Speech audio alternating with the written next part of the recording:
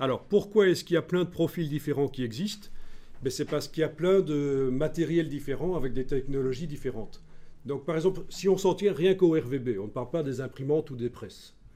Rien que le RVB, tous les appareils RVB fonctionnent de la même manière. Ils mélangent des lumières rouge, vert, bleu pour créer plein de nuances des couleurs, quoi. Mais les RVB de chacun de ces appareils ne sont pas les mêmes. Sur un projecteur, là, tu auras le rouge qui va être un certain rouge, un rouge bordeaux. Sur mon moniteur, le même rouge pur sera rouge cerise. Donc ce sera plein de rouge, c'est plein de rouge, vert et bleu différents, hein. Les primaires ne sont pas les mêmes sur chacun de ces appareils. Ok?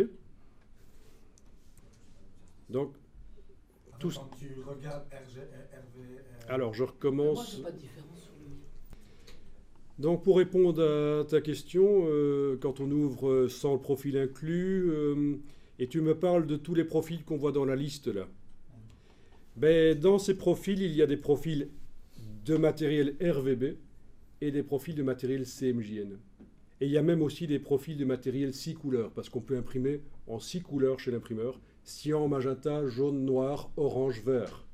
Quand on veut faire des posters avec des couleurs bien vives, c'est une solution, mais c'est cher. C'est ce qu'on appelle l'hexachromie. Donc il y a des types de profils RGB qui correspondent à du matériel RVB, et il y en a d'autres qui correspondent à du matériel, du matériel CMJN. Okay. Il peut même y avoir des profils d'appareils photo ou de scanners. C'est des profils que tu as rajoutés? Oui, oui, il y a des profils qui sont livrés avec, et il y en a que j'ajoute. Mais on les crée, les profils.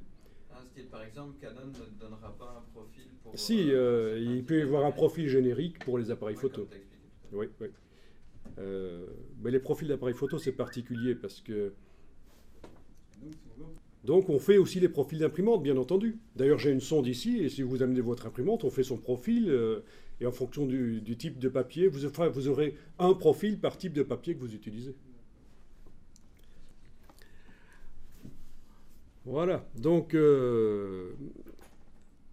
des profils, et donc des profils RVB, il en existe plein, parce qu'une télévision européenne, par exemple, c'est pas le même profil qu'une télévision américaine, parce que c'est pas les mêmes normes. La télévision américaine, et d'ailleurs il y a plusieurs profils, mais le premier profil date de 1956, première TV couleur en Amérique du Nord, et puis en Europe, les TV couleurs sont arrivées plus tard, dans les années 70. La technologie avait évolué. Et donc, ils ont parfait la technologie de 20 ans d'avant, de 20 ans avant. Ils ont fait une technologie couleur différente de la TV américaine. Donc, c'est pour ça qu'on a le PAL pour la couleur PAL, PAL en Europe, Phase Alternate Line, et on a le NTSC aux États-Unis, qui est plus ancien. Voilà. Bah, il y a eu des révisions, hein. Mais donc tout ça pour te dire que vraiment c'est lié à la technologie de l'appareil, quelle est la qualité des composants, le prix qu'on vend l'appareil évidemment influence aussi ses performances, et donc les performances couleurs de l'appareil, c'est son espace couleur et ça correspond à un profil. Le profil décrit les performances. Voilà.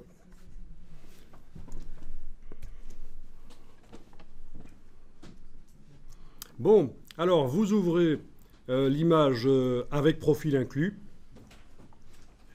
Vous avez donc une image prévue pour du matériel Adobe RGB.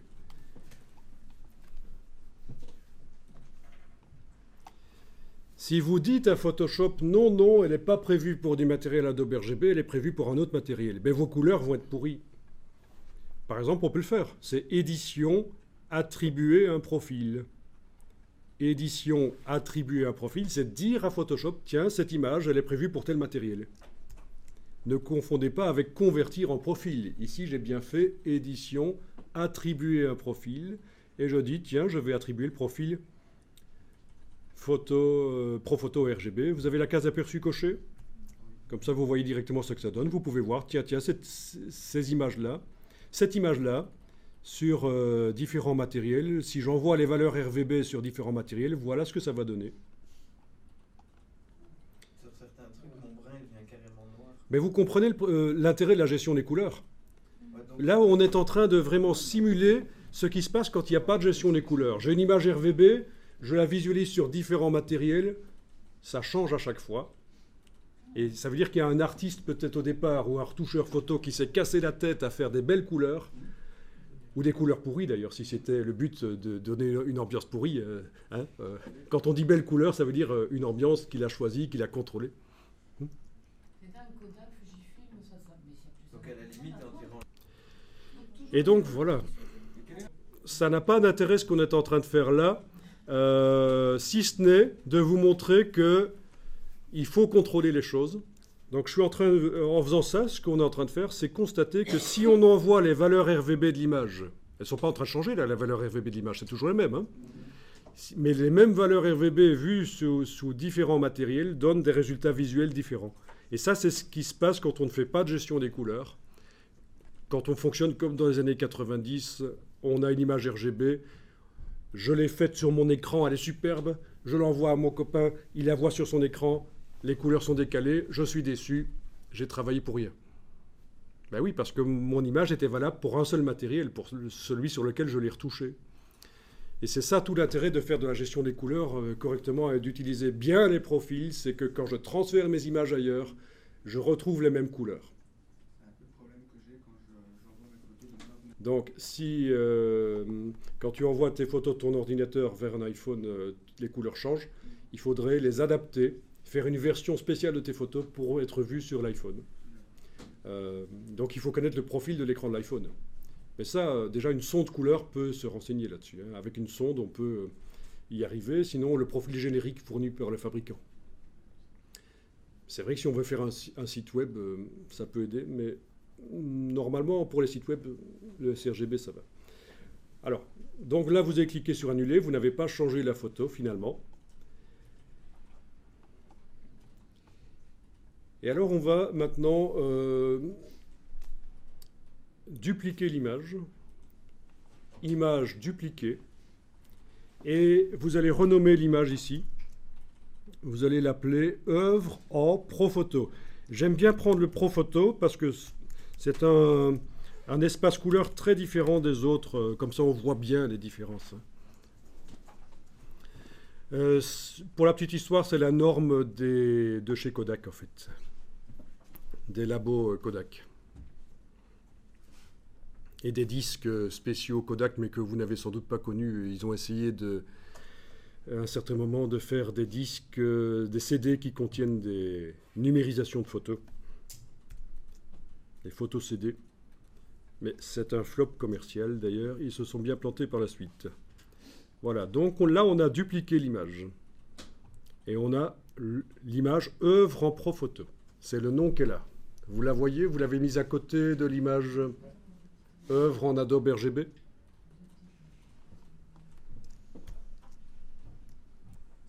Bon. On sait que si on dit à côté ici, bon, l'image de droite, on sait que si on fait attribuer un profil et qu'on dit que c'est du Profoto, les couleurs changent complètement parce qu'en fait, ce n'est pas une image prévue pour du Profoto. J'annule. Par contre, ce que je vais faire ici sur l'image de droite, c'est la convertir, l'adapter pour qu'elle fonctionne bien sur du Profoto, sur du matériel Profoto. Donc, l'image de droite, je vais dans Édition, Convertir en profil. Édition, Convertir en profil. Et là, vous choisissez l'espace de destination. L'espace source, vous pouvez pas le changer. C'est une image Adobe RGB. Par contre, vous pouvez l'adapter vers un autre matériel, par exemple le Profoto. Espace de destination Profoto. Pour ce qui est des options de conversion, vous gardez ça, c'est bon. Vous cliquez sur OK. Alors, qu'est-ce que vous obtenez? Vous obtenez une image qui est prévue pour du matériel Profoto. Au départ, elle était prévue pour du matériel Adobe RGB. Maintenant, c'est pour du Profoto. Est-ce que vous voyez une différence dans les couleurs? Moi, j'en vois une très très légère. Il faut avoir un œil de lynx. Ça dépend aussi des nuances. Il est possible forcément que les couleurs ne soient pas tip-top les mêmes parce que chaque matériel a ses capacités. Mais ce qui s'est passé ici, c'est vraiment le nœud du problème. C'est super intéressant. nous avons fait de la gestion des couleurs. Nous avions une image qui était prévue pour du matériel Adobe RGB. Il en fallait une version pour du matériel Profoto. On l'a dupliquée et on l'a convertie.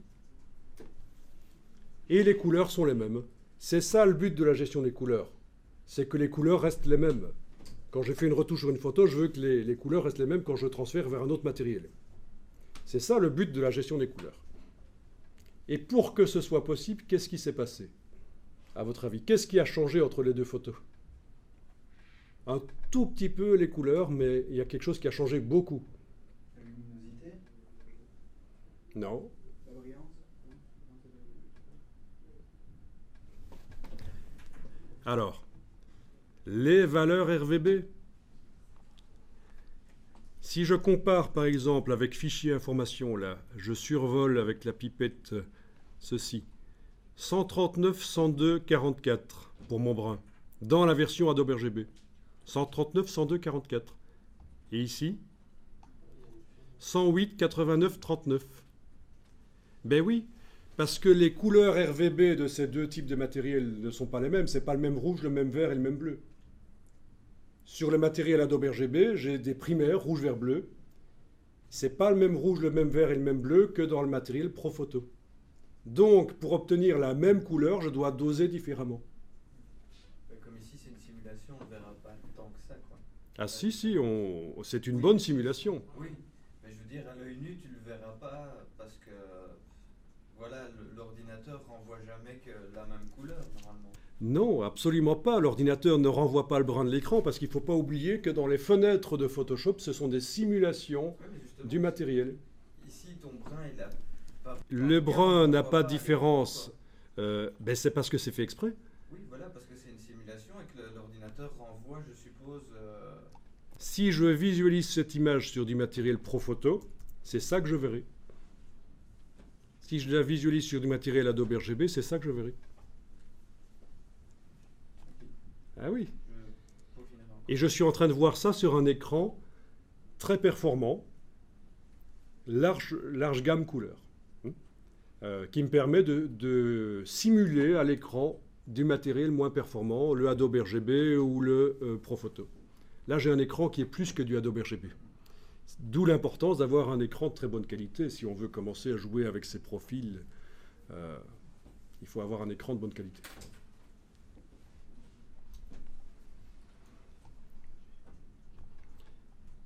Donc, ici, cette couleur-là, 43, 131, 140, dans la version Profoto, 63, 105, 121. Mon vert ici, 83, 233, 88, là. 95, 209, 89. Donc, ce n'est pas les mêmes quantités de lumière rouge, vert, bleu, parce que le matériel Profoto n'a pas les mêmes primaires rouge, vert, bleu. Pour obtenir la même couleur que ce que j'avais dans la version Adobe RGB, je dois doser différemment.